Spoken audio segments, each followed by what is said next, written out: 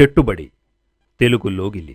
మనిషిలో పురుషార్థాలు, అరిషడ్వర్గాలు, త్రికరణాలు ఇవి చాలా పనిచేస్తాయి. మనిషిని మహోన్నతుడిగా చేయాలి అంటే త్రికరణ శుద్ధితో ఉండాలి, పురుషార్థాలను జయించాలి, అరిషడ్వర్గాలను త్యజించాలి.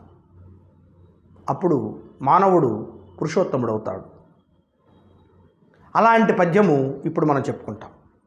మనిషిని కాల్చేది, మనిషి యొక్క గొప్పతనాన్ని పోగొట్టేది, మనిషి స్వర్గము నరకం అనేటువంటివి ఎక్కడున్నాయి, అవి ఉంటే ఏ రూపంలో ఉన్నాయి అనేది బద్దెన గారు చెప్పినటువంటి విధానం చాలా చక్కగా ఉంటుంది. అదేంటో చూద్దాం.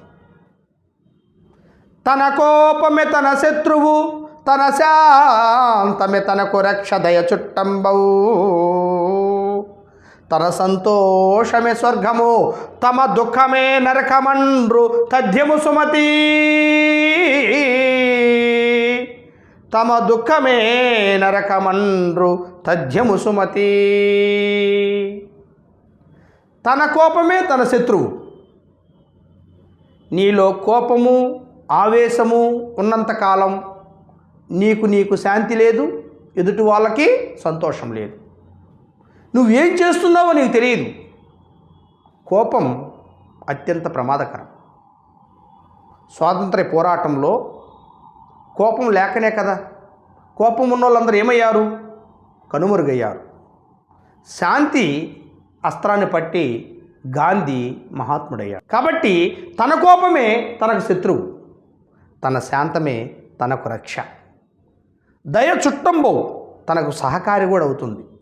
అందుకే తన సంతోషమే స్వర్గము తమ దుఃఖమే నరకమండ్రు తథ్యము సుమతి.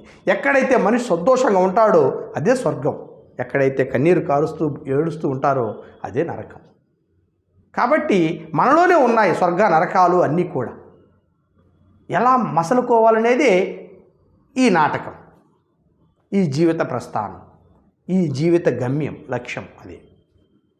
ఇంకొకసారి పద్యాన్ని చూద్దాం.